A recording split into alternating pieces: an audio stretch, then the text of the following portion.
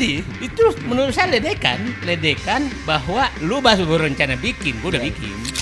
Siapa tahu sebenarnya itu juga hasil menghadapnya Jokowi tanggal 4 Oktober. Bahwa jangan coba-coba sentuh polisi. Itu ada indikasi dari pernyataan Luhut Binsar Panjaitan.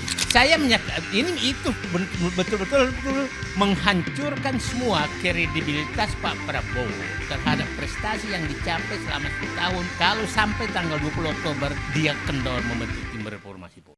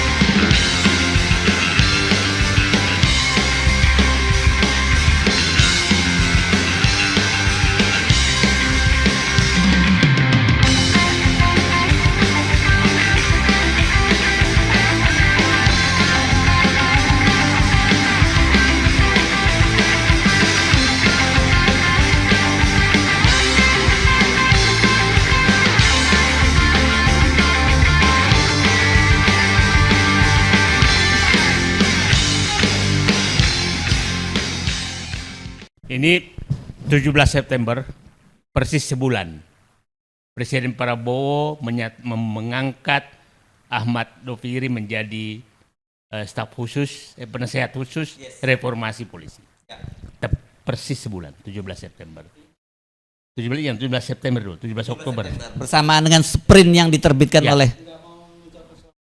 Dan itu baru Pak. Dan bersamaan ulang tahun ke-74 Presiden Prabowo. Oke, ya. Ya, persis sama. Tadi sama-sama semua substansi oke. Pertanyaannya adalah apakah memang Prabowo masih mau dan berani mereformasi polisi? Itu pertanyaannya. Ya. Nah, karena dia mungkin mau tapi nggak berani. Mungkin berani tapi takut. Menghitung lebih. Nah, itu yang pertanyaan yang perlu kita jawab. Kenapa? Begini. Menurut saya Kapolri 2 kali sudah memberikan tantangan ke Prabowo. 2 kali. Setelah rencana reformasi ini. Ya. Pembentukan tim reformasi oleh Kapolri yang dinyatakan dibentuk tanggal 17 September. Bersama dengan Pak. Ya. Tapi diumumkan 5 hari kemudian, di New York. Bagi kita yang ngerti birokrasi itu tidak masuk akal. Kenapa? Pelantikan Ahmad Doviri itu jam 3 sore. Masa langsung jadi tanggal 17 juga Kapolri bentuk timnya? Artinya dugaan saya ini tanggal diantidatir. Sebagai tanda ngeledek, lu mau bentuk, gue lebih duluan bentuk. Itu. Yang paham birokrasi. Saya lama asesmen, jadi paham betul. Dan sering melakukan yang seperti itu? Enggak ya? Nah, jadi itu menurut saya ledekan bahwa lu baru berencana bikin, gue udah bikin. Iya. Ya kan? Kan jam 3 sore pelantikannya, masa langsung jadi tanggal 17 juga. Oke? Nah, dan memilih persis namanya. Itu ledekan betul. Kalau kita yang mengerti birokrasi, mengerti tata krama pemerintahan, maka mungkin judulnya kita ubah dikit lah. Tim penyusun masukan reformasi Polri. Maksudnya masukan ke presiden itu. Tapi bukan persis sama gitu. Ada kan. kok dia tim transformasi ya namanya, transformasi persis. reformasi Polri ya. Persis sama. Nah, yang kedua, yang paling menurut saya betul-betul spontan dan mungkin di hati ada pada saat ada acara Rossi di Kompas TV. Yang intinya kan begini. Ya boleh kalian semua ingin reformasi, kalau gua nggak mau lu ngapain? Mau apa? Kalau itu diringkas kata-kata itu. Polri hanya boleh direformasi kalau kami mau. Kan kira-kira begitu. Nah, Ini kan. Nah, setelah itu Presiden Prabowo diam 1000 bahasa. Yang selalu memberikan harapan adalah Mensesnek. Sudah siap gitu kan. Tinggal diumumkan, dilantik. ya kan. Nah, tapi sampai sebulan persis hari ini itu tidak terbentuk. Jadi, pertanyaan saya adalah, kalau dia mau tapi belum berani, apa yang akan terjadi? Oke? Artinya, nah, ada yang ketiga tadi. Enggak, yang pertama dulu. Nah. Ternyata nggak jadi dulu dong. Itu Nah, apa kalau itu? nggak jadi, maka ya udahlah, terjadi NKRI, Negara Kepolisian Republik Indonesia. Ya, udah lupakan semua yang lain. Oke? Nah, Kalau mau tapi ternyata nggak berani. Nah, kalau mau tapi tidak berani, maka kita perlu memberikan keberanian.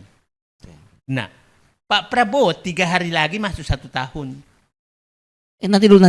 Pak Prabowo itu jenderal Kopassus. Ngapain Anda sipil memberikan keberanian kepada orang jenderal Kopassus? Bukan, karena ini bukan perang Kopassus nih. Oh, bukan. Ini orang uji nyali. Oh, iya, oke. Nah, di sinilah uji nyali diuji. Okay. Kalau mungkin tembak-tembakan, mungkin beliau jago. Nah, sehingga mungkin juga karena Pak Prabowo sudah lama sekali di politik, maka udah takut juga dari Parcok. Gitu. Nah, jadi ketakutan dia tuh muncul bukan sebagai jenderal tentara, tapi sebagai politisi yang takut ke Parcok. Kalau sesama partai politik jelas Parcok jauh lebih terstruktur, lebih sistematis, lebih terorganisir gitu ya. Gitu. Ya, dan kekuatan sampai level desa ya. Dan mungkin Pak Prabowo tahu persis kekuatan Parcok itu. Sehingga ketakutan Pak Prabowo bukan takut sebagai presiden, bukan takut sebagai jenderal Kopassus, tapi saat takut sebagai ketua partai politik dari Parcok. Nah, ini namanya manusia merdeka, jadi dia merdeka ngomong aja apa aja. Kita baca gejala. Oke. Kalau gejalanya seperti itu. Ya, oke. Nah, apakah terjadi sesuatu sampai 20 Oktober? Hari Selasa 1 tahun ya. Persis 1 tahun. Ya mudah-mudahan terjadi sesuatu dan itu dilakukan oleh Pak Prabowo. Kan begini saya bilang. Kami Koalisi Aksi Menyelamatkan Indonesia di Jogja kan sudah menyatakan bahwa memberikan waktu kepada Presiden Prabowo sampai 20 Oktober dia harus menjadi tuntunannya kan ada berapa? 1, berantas korupsi, 2, wujudkan pemerintahan bersih, 3 adalah kembalikan aset negara, 4 adalah yang terakhir adalah reformasi penegak hukum dan polisi. Nah, yang belum jalan sama sekali malah maju mundur, poco-poco. Nah, ini poco-poco sebenarnya. Nah, poco-poco ini adalah reformasi polisi. Nah, jadi Pak sebenarnya tanggal 17 September itu sebenarnya Pak Prabowo keluar dengan saya akan reformasi polisi. Langsung turun joyokan. Kami hanya bisa mereformasi kalau kami mau. Dan kami sudah membentuk. Mau apa kalian? Nah, kira-kira bahasanya kan begitu gitu kan. Nah, Pak Gubernur kan di dalam itu menurut saya tuh etikanya sudah jauh sekali dari etika sebagai alat negara. Dan mungkin juga Kapolri ini lupa bahwa polisi itu lembaga negara, bukan lembaga milik polisi. Lembaga negara tuh apa maunya rakyat, apa maunya orang yang mendapatkan mandat dari rakyat. Tumben ngomongnya bukan lembaga Solo, dari punya Solo gitu biasanya ya. Enggak, nah itu nanti belok ke sana. Oke. Nah, kita lihatlah. Nah, saya mau kaitkan itu. Siapa tahu sebenarnya itu juga hasil menghadapnya Jokowi tanggal 4 Oktober. Oh gitu ya? Ya, bahwa jangan coba-coba sentuh polisi. Nah, itu ada indikasi dari pernyataan Luhut Binsar Panjaitan. Di mana Bang? yang menyatakan bahwa jangan sentuh Kapolri. Nah, yang itu sampai sekarang saya belum ketemu itu. Di mana ngomongnya? Itu beredar di mana-mana bahwa itu ada pernyataan itu. Iya, iya, iya. Dan kita tahu kan, ini kan geng Solo betul. Iya. Jadi siapa tahu sebenarnya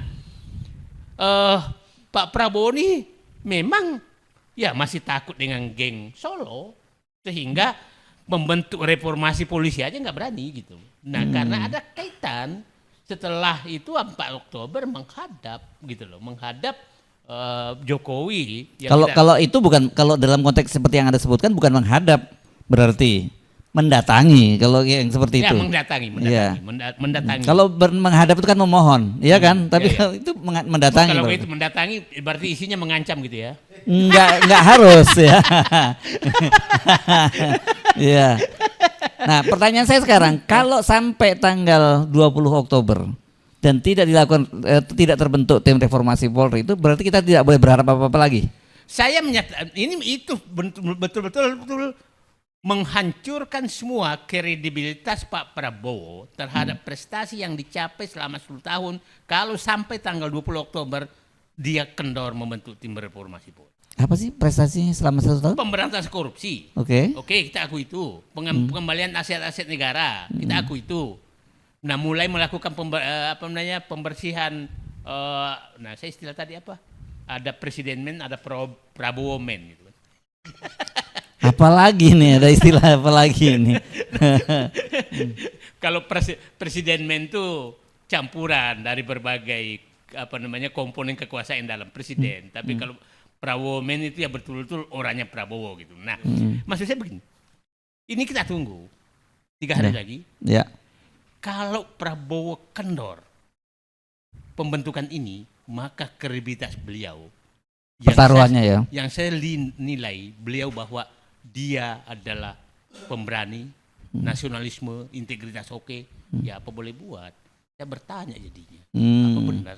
Berarti selama setahun ini saya salah. Pak Mulyadi juga mungkin salah, ya kan? Nah kira-kira, ya kan saya berharap lah, atau kita nggak tahu, siapa tahu setelah mendengarkan ini ya juga ya kata Harris itu, kok gue jadi penakut gitu kan? Kok pakai kata saya? Ya. Itu kira-kira. Jadi dan apa? Jadi saya hanya menyatakan. Nah, saya ingin masuk. Kan muncul nama-nama calon yang menjadi tim reformasi. Ada 3 kan yang muncul kan? Yang udah muncul 3. Jadi muncul. Ya. Yusril, Mahfud MD sama Jimli Asidik. Ya.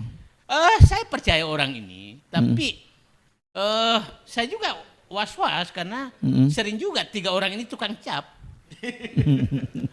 Ya, hanya mencap yang yang kira-kira publik senang. Bukan memperjuangkan sesuatu yang lurus gitu. Jadi saya 3-tiganya saya kenal baik, tapi saya menyatakan ya mudah-mudahan dia lurus betul-betul mau mereformasi Polri, bukan menjadi tukang cap terhadap stempel reformasi Polri. Kita harus ingatkan 3 tokoh ini. Ya. Oke, tapi kalau Anda sendiri berharap terjadi nggak reformasi itu? Saya tidak ada jalan lain untuk memperbaiki negeri, harus dilakukan. Oke. Yes.